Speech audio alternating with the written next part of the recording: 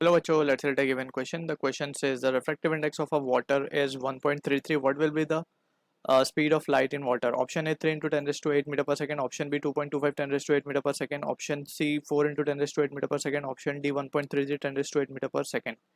So to understand this question, we need to understand about the concept of refraction, and subsequently we will see what exactly is refractive index.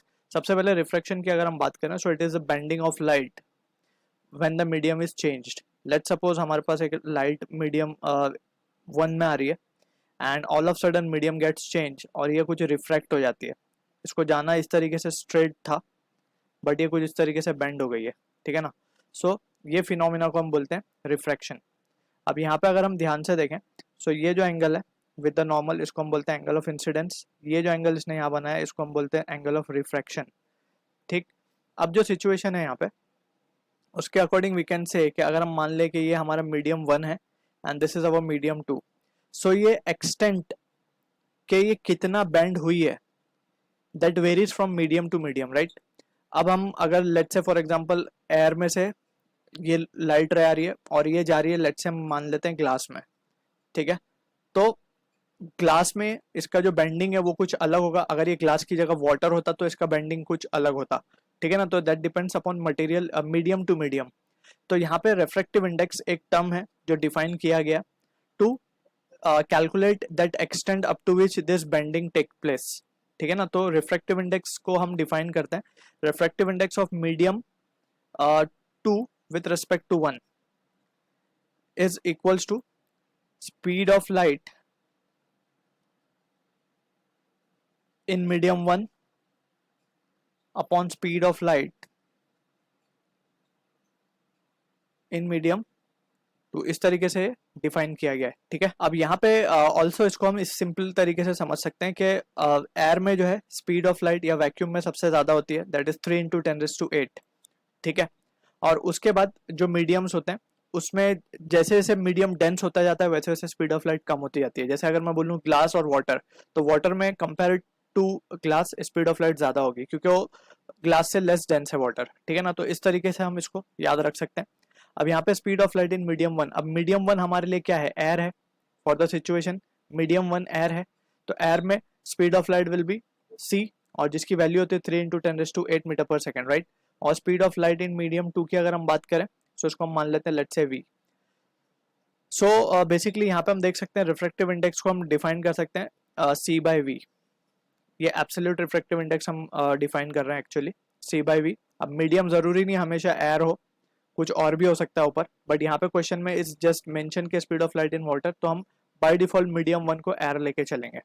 ठीक है. अब यहाँ पे we can see जो c की value है हमारे पास वो होती है that is speed of light in air is 3 into 10⁸ metre per second.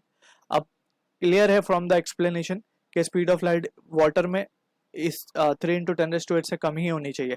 तो हम ऑप्शन ए को तो डिस्कार्ड भी कर सकते हैं, सी को भी डिस्कार्ड कर सकते हैं. अब बी और डी इन दोनों में से कोई एक आंसर करेक्ट होगा. लेट्स चेक के कौन सा करेक्ट होगा. ठीक है. अब रिफ्रैक्टिव इंडेक्स हमें गिवन है 1.33. ठीक है. और हमें एक चीज याद रखनी है, रिफ्रैक्टिव इंडेक्स ऑफ एयर जो होगा वो हमारे लिए 1 होगा हमेशा. यानी कि इसको अगर मैं मान लूँ कि ये हमारा n1 बोल रहा जा रहा है इसको, तो ये 1 होगा. और ये n2 है, ये हमें 1.33 गिवन है.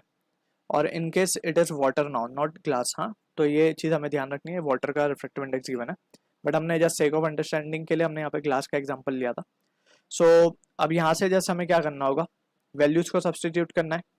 So from this we can say refractive index of medium 2 या फिर रिफ्रैक्टिव इंडेक्स ऑफ, यहाँ पे हमने n21 लिखा है, इसको रीड कैसे करेंगे हम, refractive index of 2 with respect to 1, right. तो हम लिखेंगे refractive index of water with respect to air, इस तरीके से हम लिखेंगे and it will be c/v.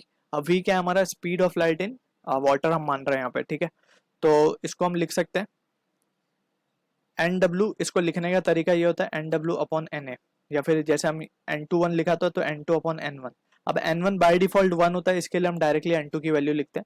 So that's a different thing, but हमें ये फॉर्मूला पता होना चाहिए बिकॉज हमेशा एयर हो ये जरूरी नहीं है. तो इस तरीके से हम इसको स्प्लिट करके लिखेंगे and that will B c/v.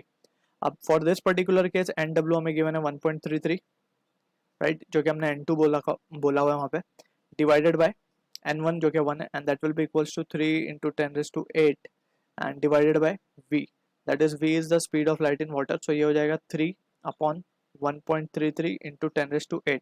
अच्छा 1.33 को हम क्या लिख सकते हैं, 4/3 लिख सकते हैं। सो ये कैलकुलेशन करने का जस्ट एक सिंपल सा तरीका है। तो यहाँ पे हम देख सकते हैं इट विल बी 9/4 इंटू 10⁸। थोड़ी सी कैलकुलेशन सिंपल हो जाती है इससे, तो ये आ जाएगा हमारे पास 4 2 8 point 4 2 2.25 10⁸ will be the answer for this question we are getting, जो कि मैच होगा ऑप्शन बी के साथ। I hope you understood the solution. All the best.